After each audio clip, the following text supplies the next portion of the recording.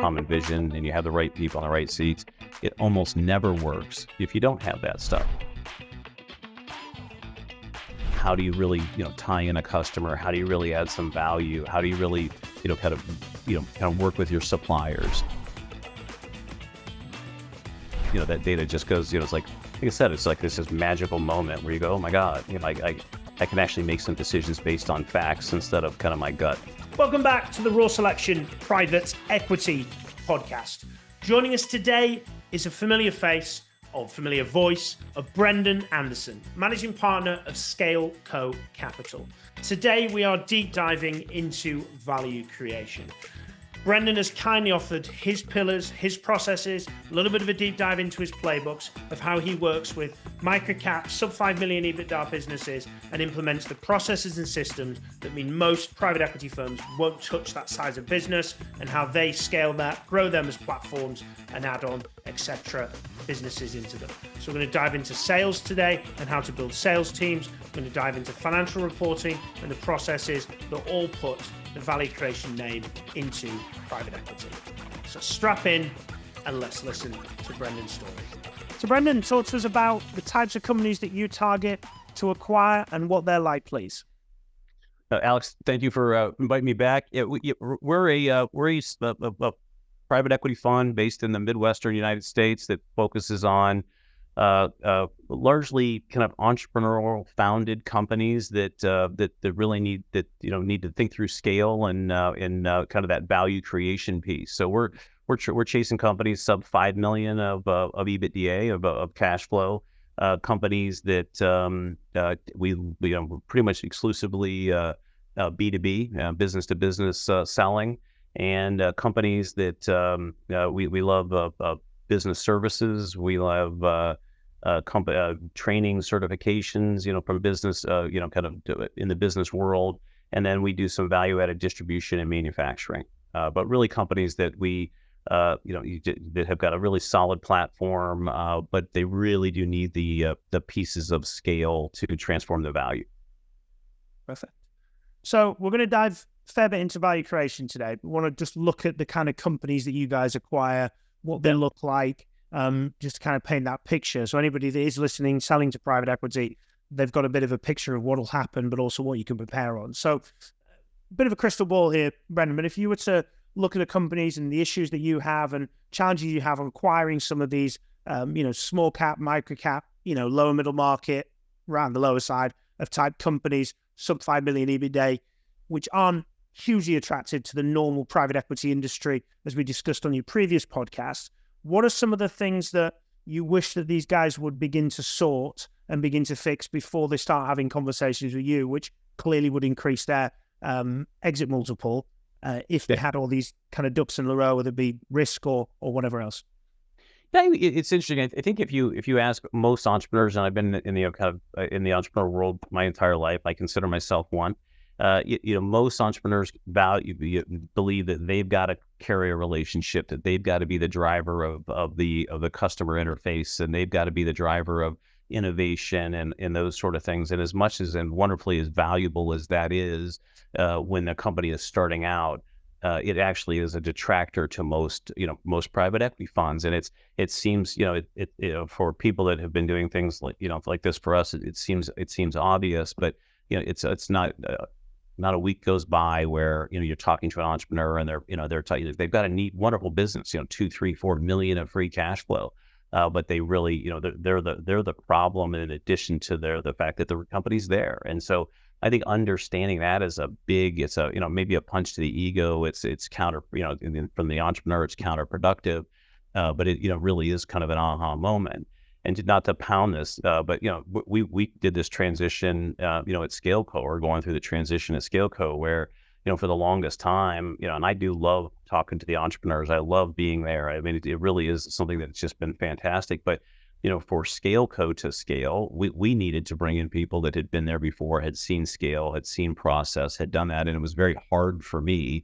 But it's a transition we started, kind of 8 years ago or so, where we hired a Dave Jacob out of the Riverside companies, which is arguably one of the marquee names and, kind of micro cap investing, and, you go across the platform. It was really kind of actually in hindsight, a wonderful thing where I get to really focus on, kind of that interaction piece. And what we ask, or what we really hope, is that, these entrepreneurs can see the value in that transition. And it's a hard thing. It's hard to run a business. It's hard to grow a business. And it really is hard to let go of, in the EOS speak, let go of that vine, kind of being in control of everything. So that's probably my number one wish list if an entrepreneur, could grasp that. Yeah, I think that kind of highlights the kind of key man risk, doesn't it, Yep. of a business. So let's dive into value creation from there then. So overused term by a lot of private equity investors. You describe yourself as an entrepreneur operator previously. You spoke last time about the EOS. Talk to us a little bit about what that is and what that means. Yeah, look, I mean, this is a people business, and arguably every business is a people business, but this is definitely a people business. And you invest in a wonderfully successful company that fundamentally probably needs some change. Change, needs to create a vision. It needs to create and make sure everybody's on the same team. And we've just found that at EOS, I mean, there's a lot of wonderful processes out there, but EOS is a process that we think is amazingly simple, and we find that it over a relatively short period of time, it aligns the management team, it creates a common vision, it makes it something that we can kind of report on and grow off of. And I think I may have said this last time, but it works 100% of the time that the management team is aligned on a common vision, and you have the right people in the right seats.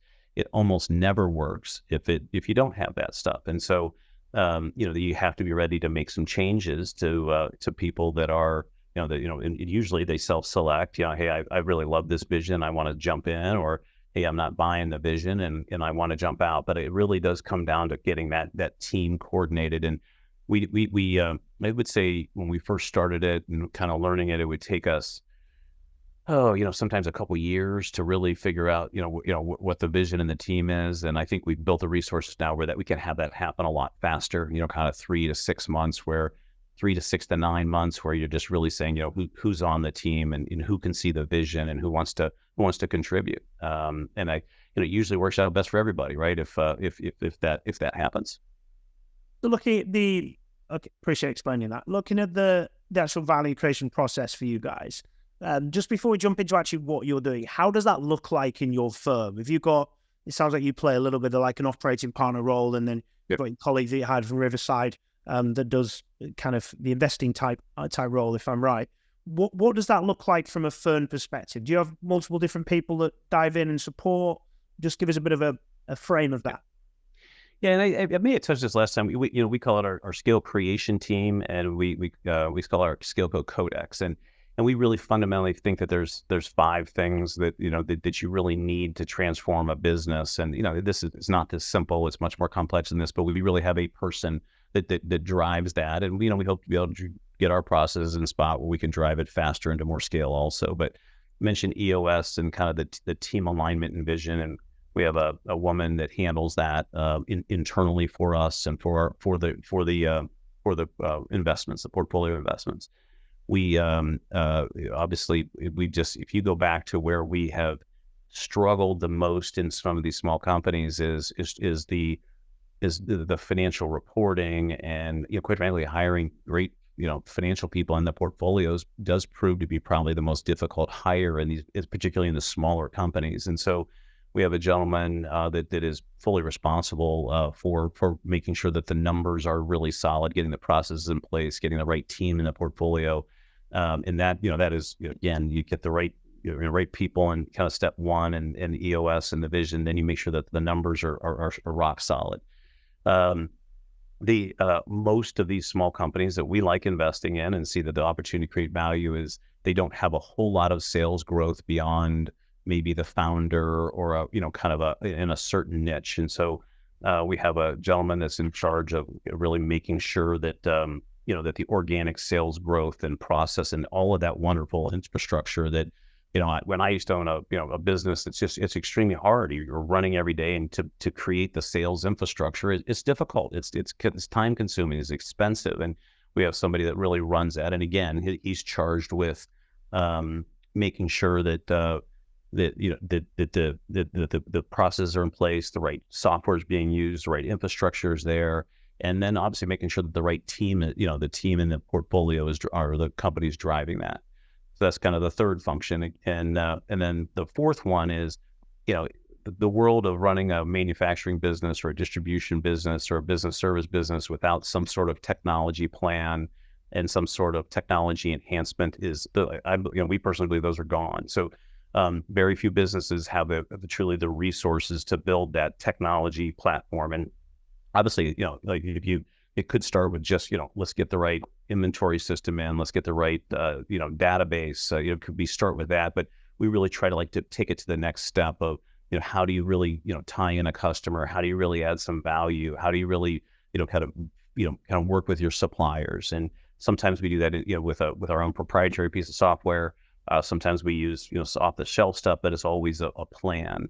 And again, we have a gentleman that really runs that for the portfolio. And then last but not least, we have 2 full-time BD people. I spend a lot of time on the BD side, and then so kind of everybody's charged with that. But if you have a small company and you're running, so you're on this treadmill and you're trying to run all those things, it's very hard to go find small add-ons, go find kind of joint ventures, go find bigger kind of mergers and so forth. And so we increasingly, that's a much bigger part of our plan. You're starting with a relatively small company that's got some great customers and a great value add and a great niche, and it's how do you move that needle a little faster? And that's kind of been a much more of a kind of a focal point. And it's something that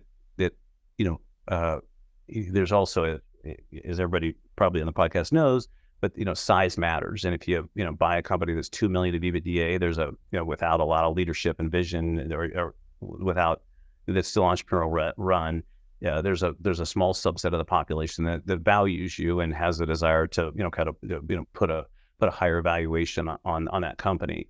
If you can get it above 5, 10 million of EBITDA, just the amount of the number of people and the that want you, that value you and see what's going on, it just it grows exponentially the larger you get. So size does matter on the valuation game.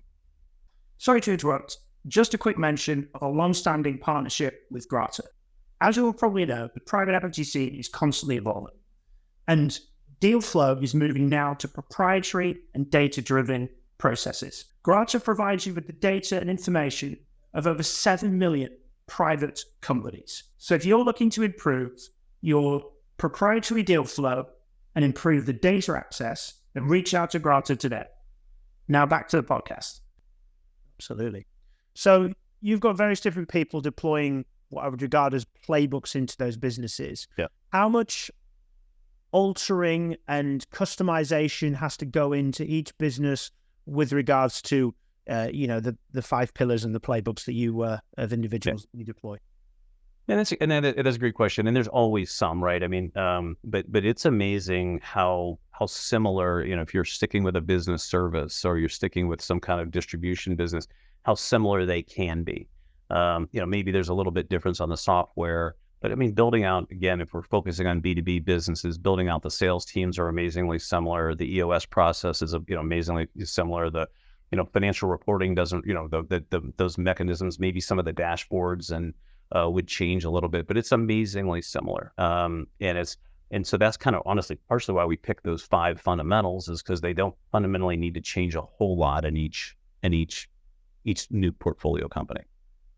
So you mentioned sales, building out the sales teams. Now, a long time ago, I used to do a lot of sales appointments, and my general consensus, whether it be big blue chip down to SME type business, their goal, find somebody for the competitors who has a black book that can come over to our organization and take all of the business from their competitors and move it over to us. Ideal scenario, regarded by most, poorly executed by many, and it might be a 1 in 50 type scenario where that works out. I'm guessing that's not your process, hopefully. So if not, might need to change. But just give us a bit of an insight into what you're actually doing around that and how you're kind of deploying a little bit of that playbook into sales businesses. Because I guess a lot of the businesses you have may not even have a sales team, and a lot of it's been organic and come at them and repeat business. And what are you doing to kind of mix that up? Yeah, and you nailed it. A lot of our companies don't have sales teams, and that we know that that's part of the value add. I mean, that's part of what we pitch the entrepreneur at, and is that it's going to take a little while, but we can build it.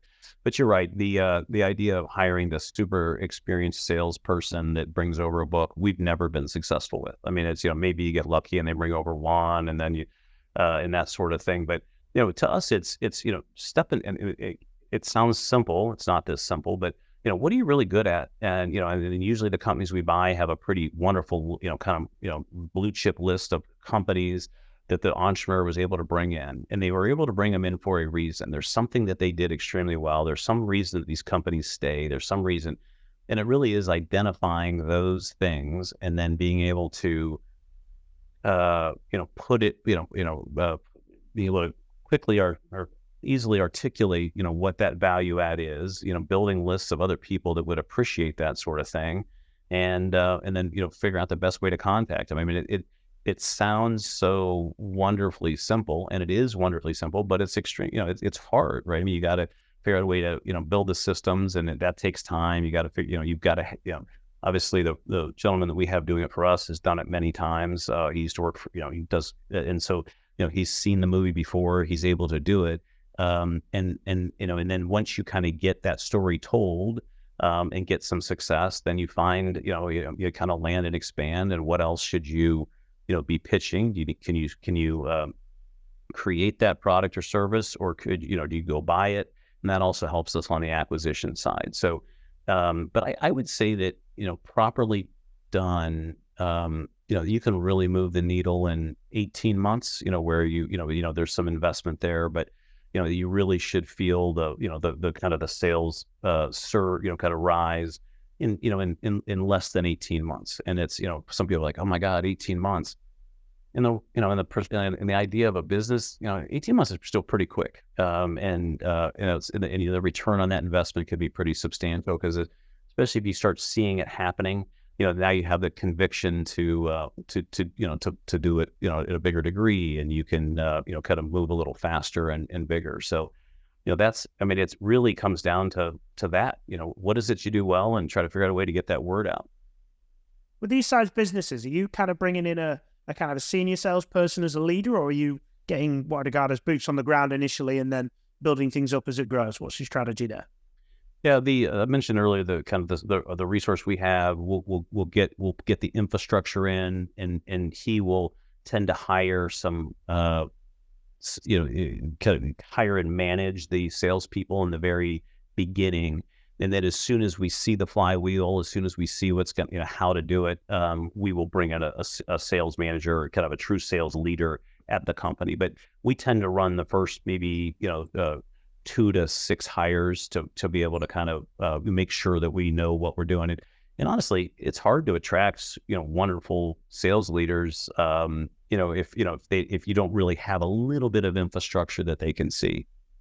Yeah, it can be hard. And when you say infrastructure, what do you mean? What does infrastructure mean from a sales perspective? See, you've got your CRM up and running. You've got your marketing collateral together. You're able to kind of articulate your kind of what is it you do extremely well. And you have, kind of maybe 2 to 6, internal people that are really driving revenue, and really that you can say like this, we've kind of got this going, and you can step into this role. And it's also, it's hard to maybe justify some people that are really great at managing sales teams may not be the greatest ones at building those first, kind of 2 to 6 people. Okay, so deep diving into sales there. Aside from the sales process for you and value creation, the size businesses you're diving into, what's kind of one of the major things that you see that moves the needle that you guys are deploying to businesses? Other than revenue growth, other than the kind of organic revenue growth? Yeah. It's amazing. I mentioned earlier just, financial reporting. And I got to tell you, the second you get great financial reporting, it's like having, now all of a sudden, you're speeding down the road, and all of a sudden the dashboard becomes clear, and you know how fast you're going and what direction you're going and where you're making money and where you're not making as much money. And I would say that that as much as anything helps direct us where else to take the ship, right? I mean, if you look over here and this product line is people really appreciate it, and you're making 50+% gross profit margins, and then this over here you're making a whole lot less. It does it's just it's amazing how many people have run businesses on the entrepreneurial side and never really seen that data, and that data just goes it's like I said, it's like this magical moment where you go, oh my God, I can actually make some decisions based on facts instead of kind of my gut. And what are this? So financial reporting's renowned for private equity. Every private equity firm, CFO is the most replaced, changed, implemented position in the space. What are the financial metrics that you're looking to implement that maybe, if I am a founder, not by private equity, but what if I was a target for you guys, what would be the kind of things that you'd be like, these are the things that we'd be implementing and putting in that's best practice for financial reporting? We always have, the simple things like the, kind of the daily cash reports. And I always say if it takes us more than a couple seconds to put that together, we don't have the right infrastructure. So, again, you ask for data, and if you can't get it, you're like, well, then, that creates another, kind of rock for the quarter, if you will. How do we get this sort of thing done? Oh my God, I forgot the question was around what other data. Yeah, I think it takes a little while, for each company to generate the data, but at the end of the day, it's how many, especially on the revenue side or cash side, is what happened today that moved the needle. What kind of digging into, ideally, what happened today in the most, kind of the most profitable or the most kind of value added part of the business. And I think that without data you don't see it, and it's like and it helps you really kind of focus the team on kind of what really drives the value of the business. And so I probably repeated the same answer as I did the last time, but I think that so often when we make an original investment in a company, we'll have a thesis that we're going to be able to grow over here, and then once you really get in and get to know the company and kind of where the products are, where the customers want it, and what and so forth, kind of a little bit beyond maybe where a deeper dive into where the entrepreneur thought the business kind of really was driving. Sometimes just lots of different avenues pop up, and you go, and now you got to stay focused, but we can do this inside this customer base, and we can do this inside this customer base, and it does come down to really knowing, the data around, kind of each customer, each product line, each, but I think once you understand that, it's, again, kind of reiterating what I said before, it's like the light goes on and you say, well, let's really focus here, and it gets the team focused, gets us focused, gets, the advisors that, we're working with, now you can reach out to people and you have a specific ask, we're looking for something that looks like this. So, that's a very generic answer to a very specific question, but we like every other private equity fund, the data is a hugely important piece of the puzzle. Not only am I the host of the Private Equity Podcast, I'm also the founder and managing partner of Raw Selection.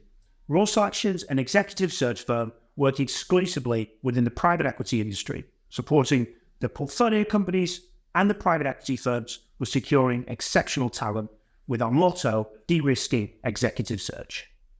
So you're obviously implementation of data, you've got your sales type process and your other people that are deploying these playbooks into the business. How are you balancing the reliance on you as a firm? It sounds like you guys are pretty hands-on with regards to portfolios and giving them some support, which I think most private equity firms would describe themselves as, but you maybe have to do that a little bit more because of the size businesses that you've had, lifestyle companies, family type run businesses. How are you kind of getting that balance between your hands-on nature and running that, but also coaching, developing and improving obviously the current leadership team and maybe people you bring in to take over those reins? Because, people could become a little bit over-reliant, no doubt, on your firm rather than doing it themselves. Yeah, we've got, I mentioned earlier kind of our ScaleCo Codex, and our goal is to get this codex implemented as fast as possible, 18 to 36 months. And the goal would be between 18 and 36 months that we're no longer, that involved. I mean, it's, that we can truly get a company to a spot where it's got those resources largely internal. Maybe it doesn't have the add-on acquisition side that we would continue to do, but some of our more successful companies do that. And the entrepreneur or the founder kind of gets to a spot where we're driving a lot of that, because that tends to be something people like to do, and they've been in the industry long enough. But our goal is, without a doubt, to have the senior leadership team take over the EOS process. We have I mentioned earlier a woman that handles that, and maybe she's there for support. Our goal is to truly hire a CFO we could sell the company around or value the company around it, and have them have the proper staff. And then same with the internal marketing and the kind of technology enhancement play. Absolutely, to have that internally within 18 to 36 months. Makes sense. Is there anything else on the value creation play and the implementer? You've given us a ton of stuff here, but is there anything else on that you think's valuable to share here, Brendan? The only thing I would say is I think there are a lot of wonderful wonderful companies out there that and I think I felt myself in this position many times where I saw what would add value, but I was probably not the person to do all of those pieces or coordinate all those pieces. And so and there are people that are fully capable of doing that, and they should do it. But I would say that the value creation thing in running a company, in my opinion, is the hardest thing to do. I mean, I think it's a lot easier to run a private equity fund than it is to actually produce parts and have hundreds of employees and have inventory and be to grow at a pretty good rate, both organically and via acquisition. So what I would say is for most of the mortal human beings out there, to truly get that value, you're going to have to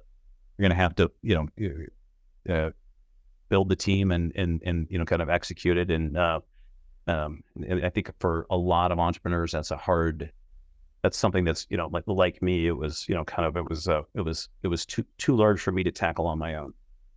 It's difficult. It's just consistent self-investment, self-development, and moving. And there's a book that's regularly referenced on the podcast is "What Got You Here Won't Get You There," or whatever the name of the title is.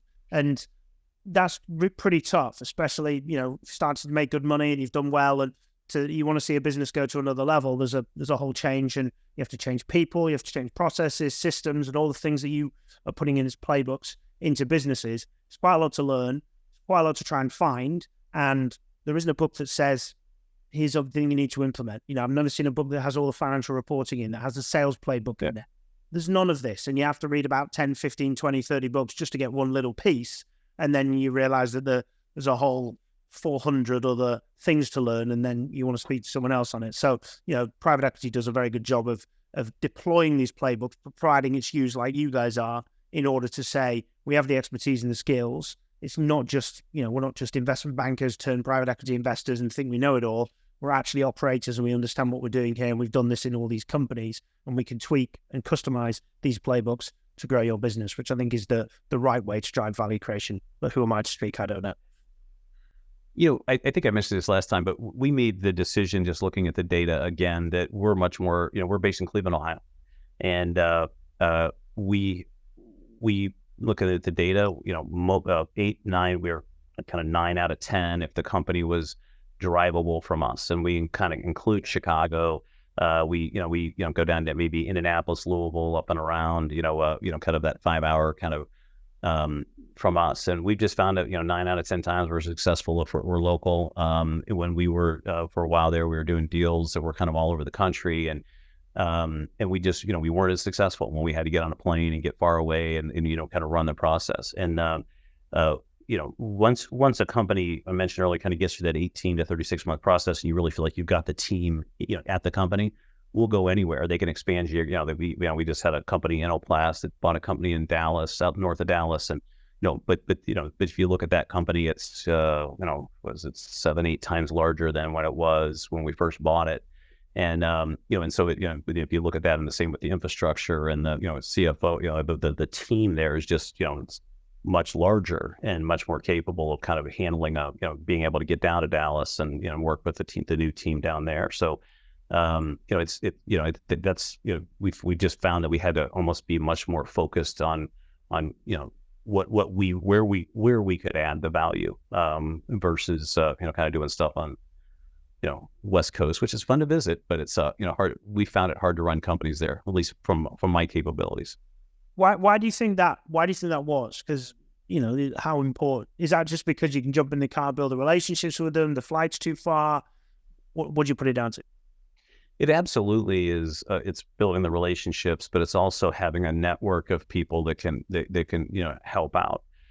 So it's you in small businesses, if you lose a financial person or a salesperson or something, somebody gets sick or has some personal issue or whatever, we've just found that we have enough resources here in the kind of the Midwest, Great Lakes states that we can fill in, and it comes down to it's that, and then all just having the contacts and so forth, but it does come down to relationships. I mean, if you have trouble in your company's in Indianapolis, I can get there in 5 hours, and and it's not a big and it's not that big of a deal. If you have a company in Southern California and you're having trouble, it takes you a day to get out there and a day and a half to get back, and you don't have all the resources you need. And quite frankly, if you have the wrong, or people that aren't buying into EOS or the process, it's harder to replace them, because you just don't have the support. Makes sense.